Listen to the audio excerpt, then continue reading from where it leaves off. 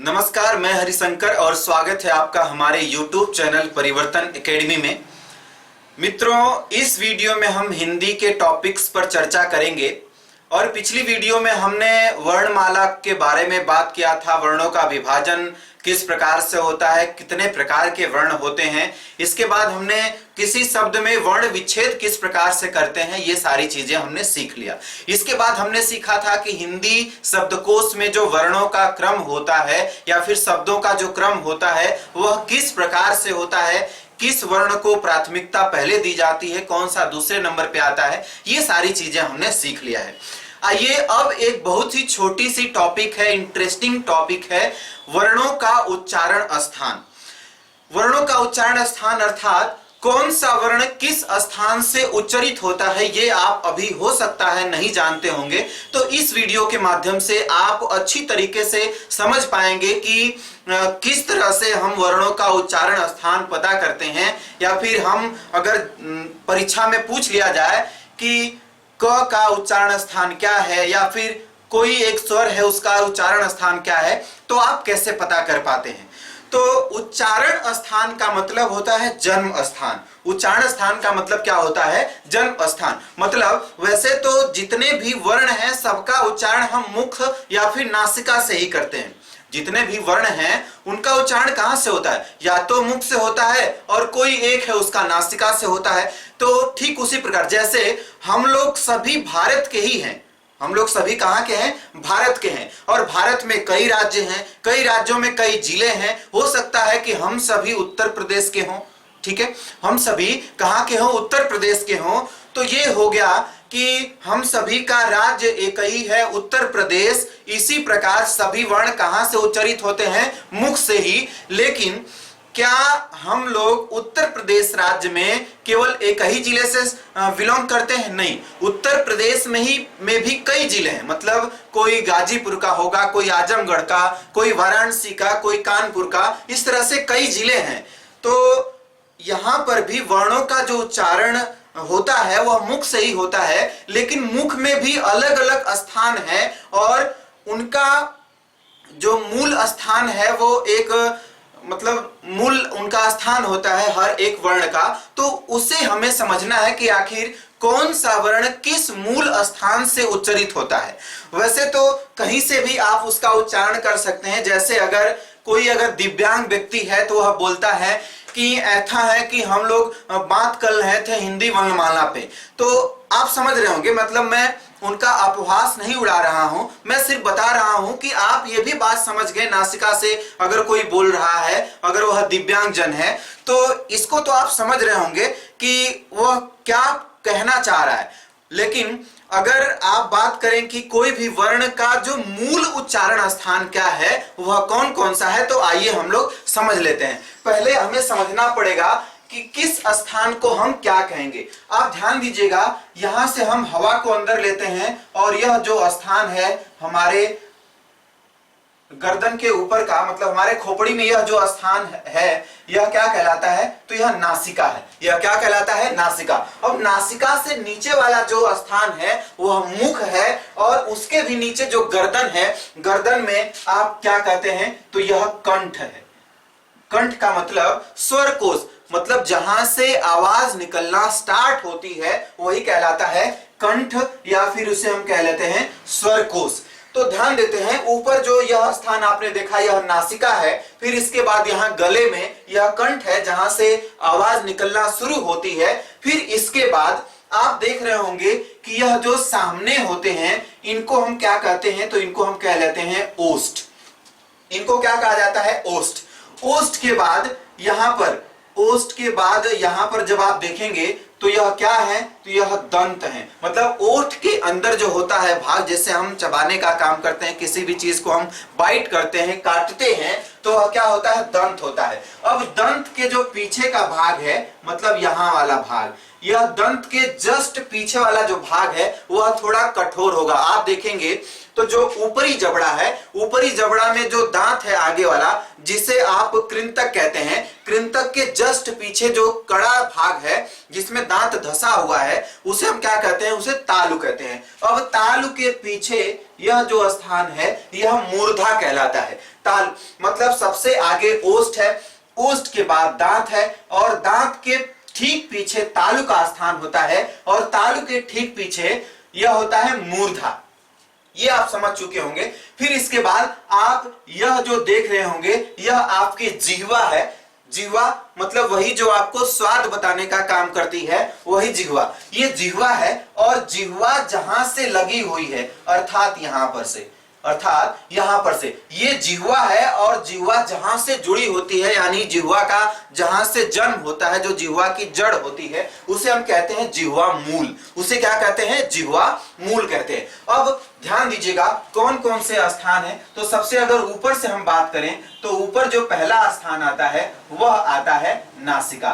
फिर इसके बाद दूसरे स्थान पर अगर हम बात करेंगे तो सबसे पहले अगर बाहर से अंदर की तरफ हम देखें तो बाहर से अंदर की तरफ होता है ओष्ठ। क्या होता है? ओष्ठ। फिर इसके बाद अगर हम तीसरे नंबर की बात करें तो तीसरे नंबर पे ओष्ठ के बाद किसका नंबर आता है? तो दंत्य का नाम आता है, दंत्य। फिर चौथे नंबर पे दंत के बाद तालु। क्या आता है? तालु। फिर तालु के पीछे कौन सा हिस्सा है? तो तालु के पीछे है मूर्धा। तालु के पीछे क्या है? मूर्धा है। अब तालु के पीछे मूर्धा है। फिर इसके बाद एक छठवां जो अंग हम देख लेते हैं वह है जिह्वा। कौन सा अंग है? जिह्वा। फिर इसके बाद सातवां होता है जिह्वा मूल। जो सात मतलब जिह्वा का जहां से जन्म होता है उसे ही हम क्या कहते हैं? जिह्वा की जड़ को जिह्वा मूल कहते हैं। अब जिह्वा मूल से जब आप नीचे आएंगे तो यहीं से आवाज निकलती है।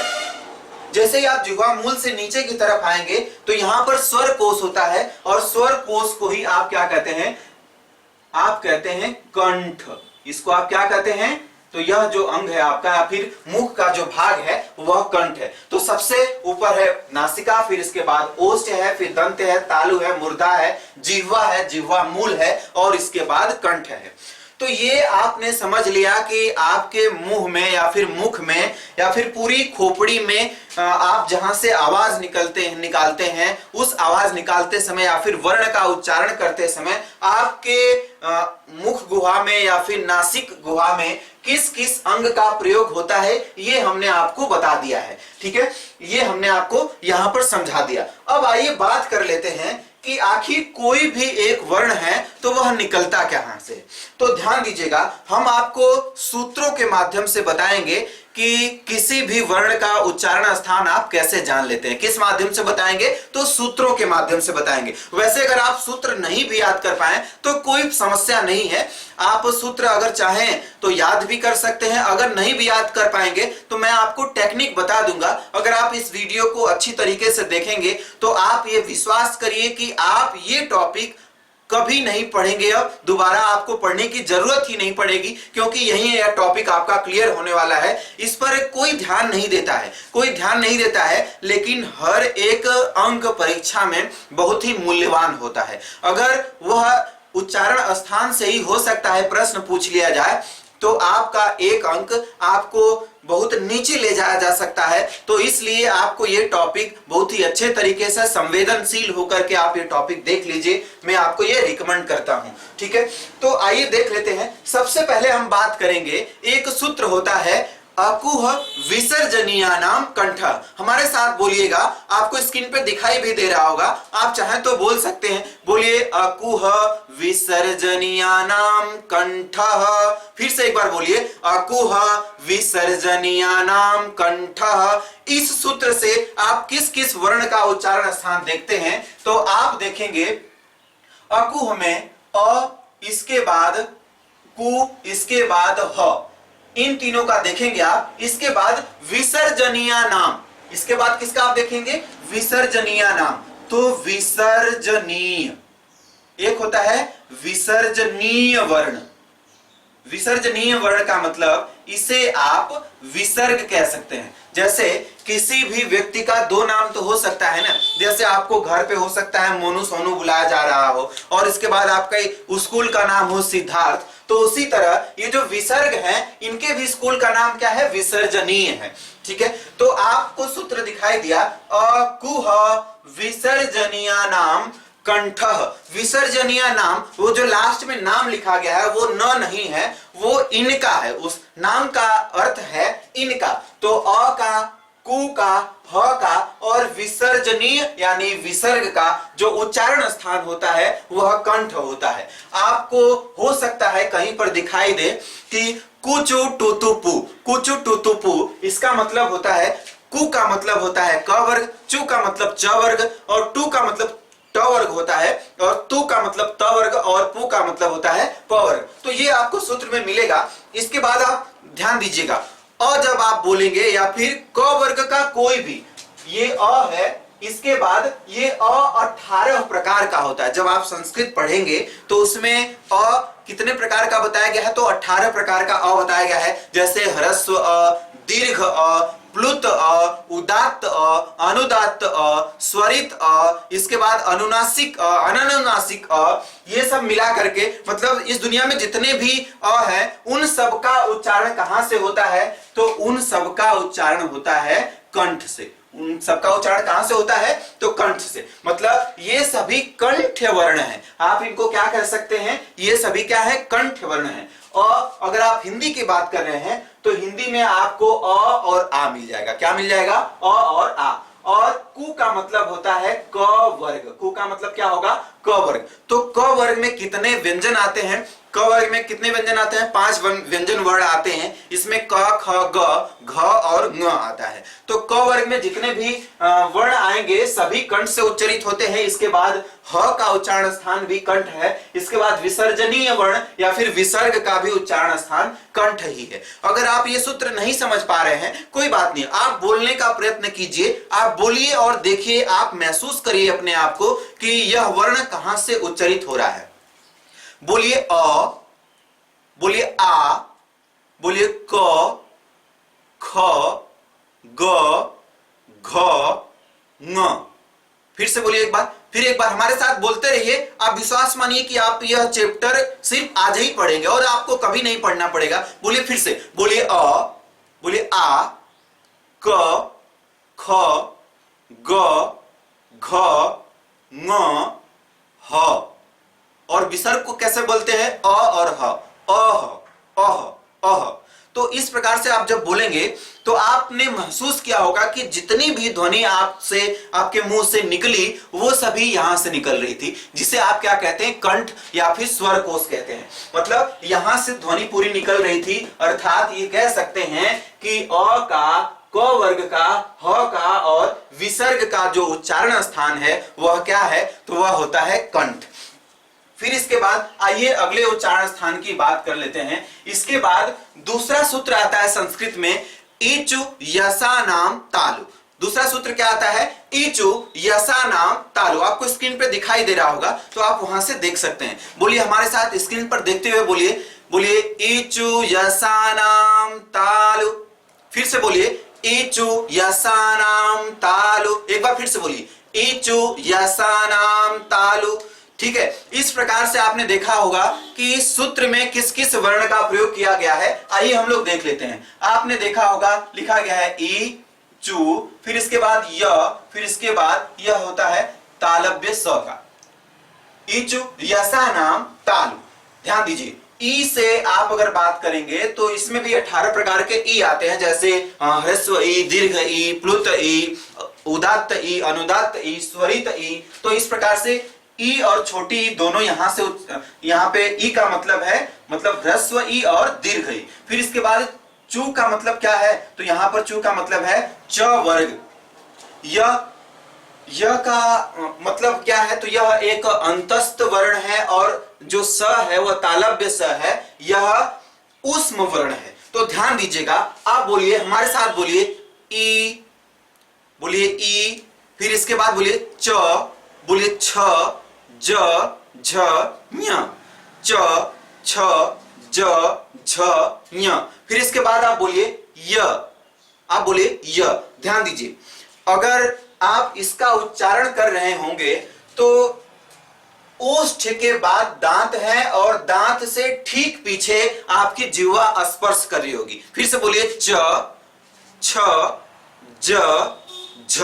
बोलिए च, छ, ज, झ, मतलब दांत से थोड़ा सा पीछे ही तुरंत जिह्वा क्या आपकी हो रही है, दांत में स्पर्श नहीं कर रही है, लेकिन जहां पर दांत के पीछे स्पर्श कर रही है वो स्थान क्या कहलाएगा, तो वह स्थान कहलाता है तालु।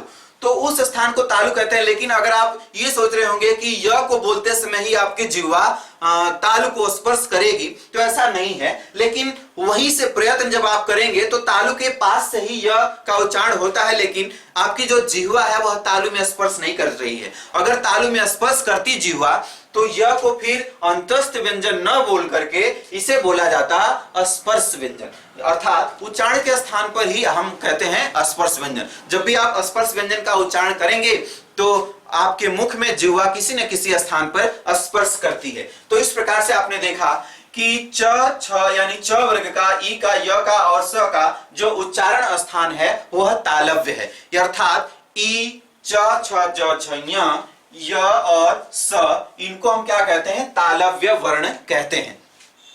तो ये आपने समझ लिया। फिर इसके बाद जो तीसरा सूत्र आता है वह आता है ऋतु रसाणाम मूर्धा।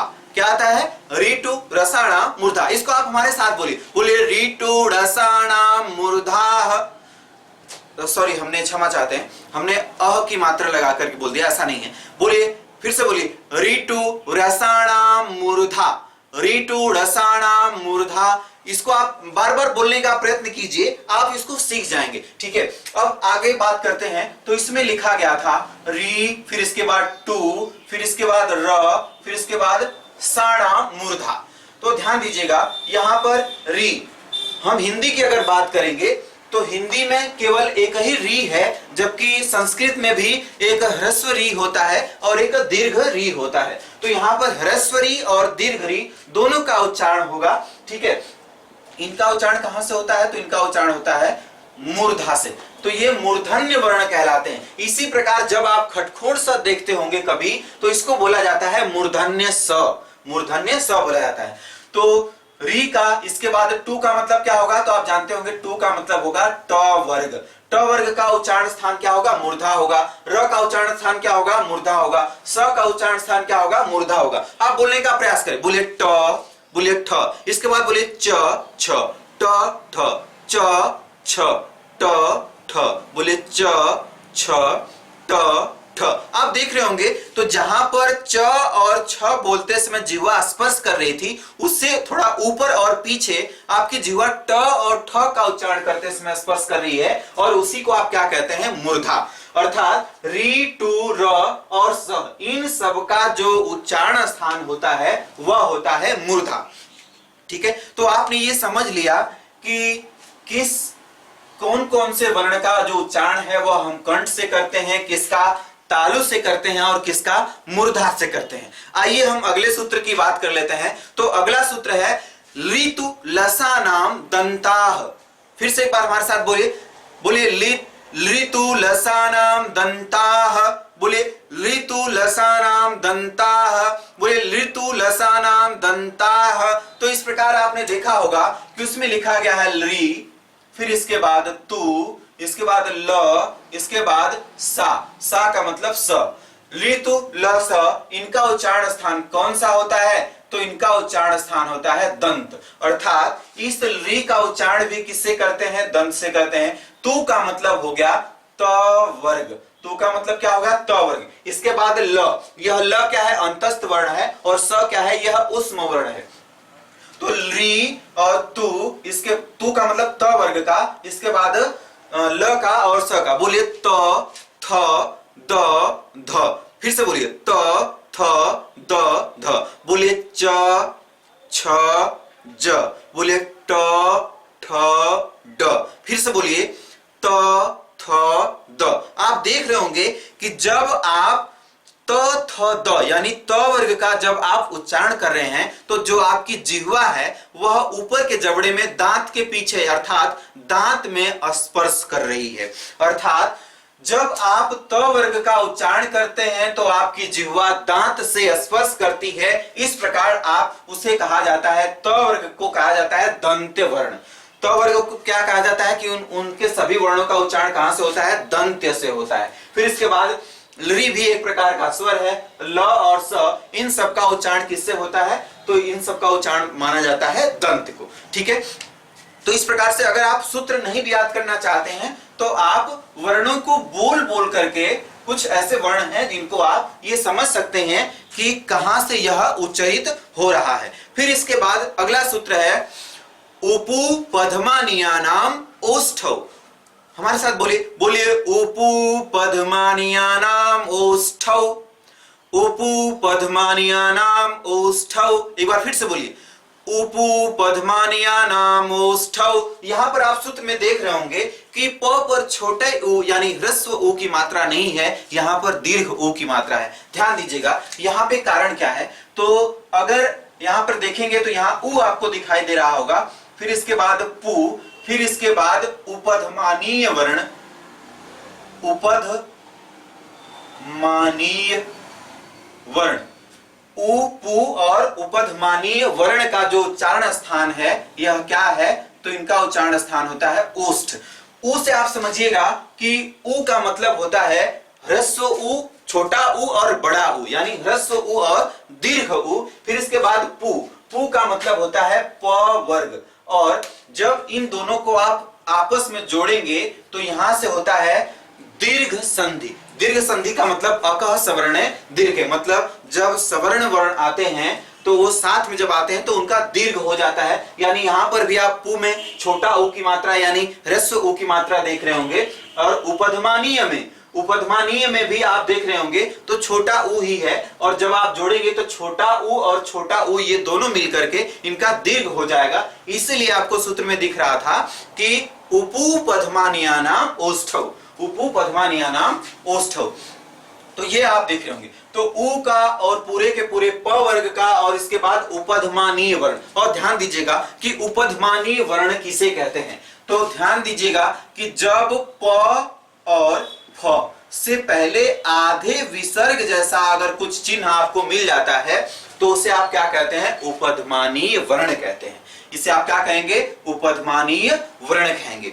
मतलब प और फ से पहले अगर आधे विसर्ग जैसा ये इस तरह का जो चिन्ह बनाया जाएगा इसे हम आधा विसर्ग कहते हैं। ठीक है, तो इसे जब आधे विसर्ग जैसा कुछ अगर चिन्ह दिखाई दे दिया प और फ से पहले तो इसे हम उपधमानीय वर्ण कहते हैं। फिर इसके बाद अगर एक और होता है क और ख से पहले यदि इस तरह का चिन्ह आपको दिखाई दे तो इसको बोलते हैं जिह्वामूलीय वर्ण। क्या बोलते हैं इसको, जिह्वामूलीय वर्ण कहते हैं। अगर प और फ से पहले आधे विसर्ग जैसा कुछ आपको दिखता है तो वह होता है उपधमानीय वर्ण, और क और ख से पहले अगर आपको दिखता है तो उसे आप क्या कहते हैं, जिह्वामूलीय वर्ण कहते हैं। ठीक है, तो ध्यान दीजिएगा हमें ओष्ठ के बारे में समझना है कि ओष्ठ से किसका किसका उच्चारण होता है। तो ध्यान दीजिएगा उ का और पूरा का पूरा प वर्ग का, बोलिए हमारे साथ में प फ ब भ म, प फ ब भ म। इसका जब आप उच्चारण स्थान देखेंगे तो यह ओष्ठ से उच्चरित हो रहा होगा, इस कारण से प वर्ग का उच्चारण स्थान क्या माना गया है, तो ओष्ठ माना गया है। इसी प्रकार उ का, अर्थात जब आप उ का उच्चारण करेंगे तो दोनों होठ आ करके आगे की तरफ थोड़ी सी जगह छोड़ रहे होंगे, यानी ओष्ठ उसमें शामिल हो रहे हैं, इसलिए उ का उच्चारण स्थान क्या माना गया है, तो ओष्ठ माना गया है। और उपधमानीय वर्ण का भी उच्चारण स्थान क्या माना गया है, तो ओष्ठ माना गया है। इस तरह से आप समझ चुके होंगे कि हमने आपको बता दिया क से लेकर के प वर्ग तक, क से लेकर के प वर्ग का कौन कौन से वर्ण का किस स्थान से उच्चारण होता है, ये आपने अच्छी तरीके से समझ लिया है। मित्रों, आप अगर इस वीडियो को अगर बिल्कुल अच्छे तरीके से अगर आप सिंसियर होकर के या फिर सीरियस होकर के थोड़ा सा अगर देख लेते हैं तो आपको कभी लाइफ में देखने की जरूरत ही नहीं पड़ेगी। आप इसी वीडियो में सीखने वाले हैं। आप चाहें तो वीडियो को रिवाइंड करके भी आप पीछे बैक करके भी आप देख सकते हैं। ठीक है, तो इसके बाद अगला जो उच्चारण स्थान हमें देखने को मिलता है वो होता है ञम ञणना नाम नासिका च। हमारे साथ बोलिए यम ञणना नाम नासिका च, बोलिए यम ञणना नाम नासिका च। फिर से बोलिए एक बार, यम ञणना नाम नासिका च। इसका मतलब आप यहां देख रहे होंगे कि जितने भी पंचमाक्षर हैं, जितने भी स्पर्श व्यंजन हैं, उनमें जो पंचम वर्ण आता है उन सभी का उच्चारण स्थान नासिका से भी होता है। नासिका, च का मतलब नासिका का मतलब नासिका से, और च का मतलब और। तो जितने भी पंचम वर्ण हैं उनका उच्चारण नासिका से भी होता है। जैसे बोलिए क ख ग घ में जो पंचम वर्ण है, बोलिए ङ, आप बोलिए ङ। आप देख रहे होंगे कि जो प्राण वायु है वह मुख से भी निकल रही होगी और थोड़ा थोड़ा नाक में भी वह बात जा रही होगी, आप ही नाक से भी प्राणवायु निकल रही होगी।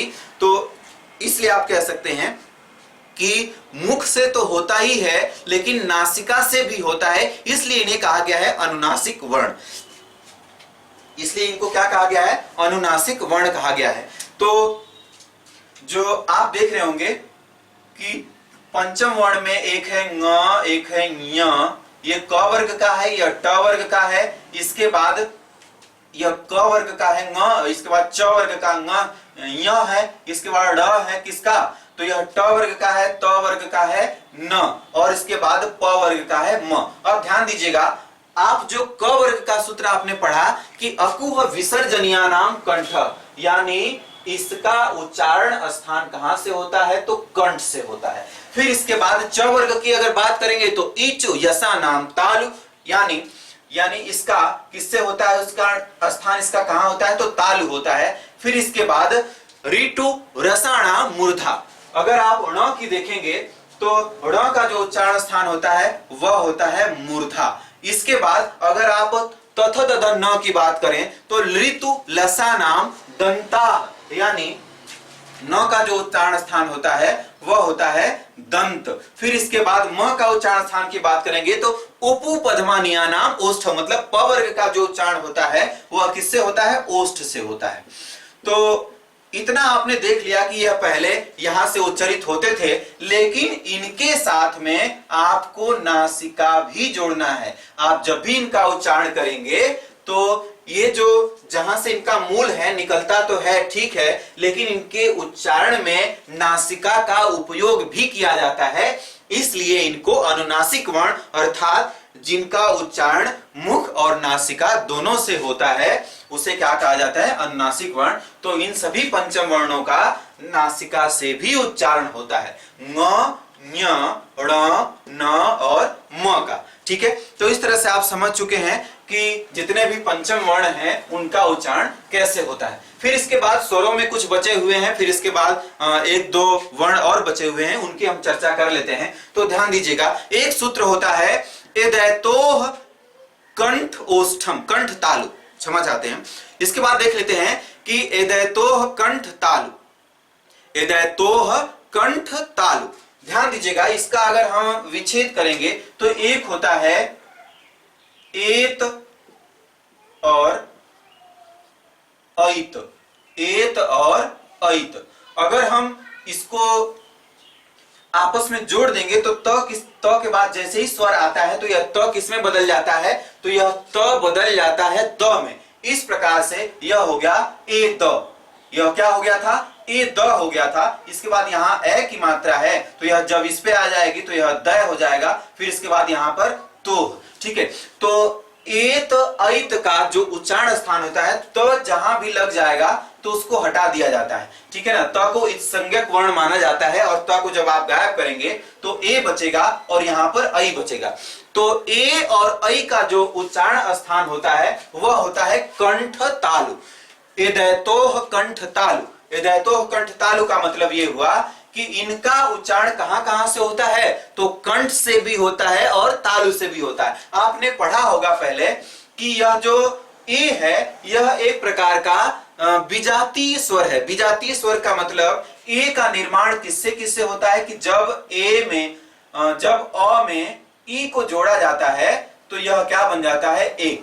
तो आपने ध्यान दिया होगा अकुह विसर्जनीया नाम कंठ, यानी अ का उच्चारण स्थान कंठ है। फिर इचु यसा नाम तालु, तो ई का उच्चारण स्थान तालु है। तो इस प्रकार से ए का उच्चारण स्थान क्या हो जाएगा? कंठ और तालु हो जाएगा। तो इस प्रकार से यह सूत्र बना है कि एदैतोह कंठ तालु। फिर इसके बाद अगले सूत्र की हम लोग बात करते हैं, उसमें है ओ दौतोह कंठोष्ठम।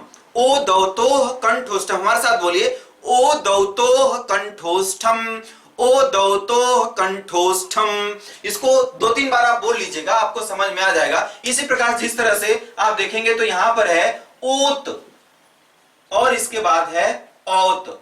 ओत और औत, इनका उच्चारण स्थान क्या है? तो इनका उच्चारण स्थान है कंठ और ओष्ठ।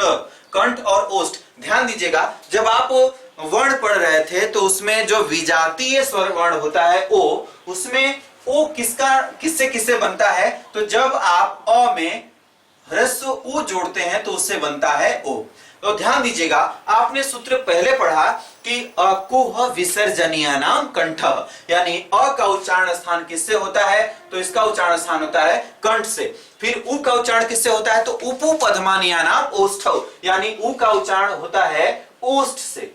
तो इस प्रकार से ओ का जो उच्चारण होगा वह किससे होगा? कंठ और ओष्ठ से। तो आपने यह समझ लिया कि कहां कहां से, यानी आपके मुख कि किस भाग से ए का उच्चारण होता है और किस भाग से ओ का उच्चारण होता है, किस भाग से ऐ का, किससे औ का उच्चारण होता है, ये आपने समझ लिया। फिर ध्यान दीजिएगा कि एक और बच गया है, एक सूत्र है वकारस्य दंतोष्ठम।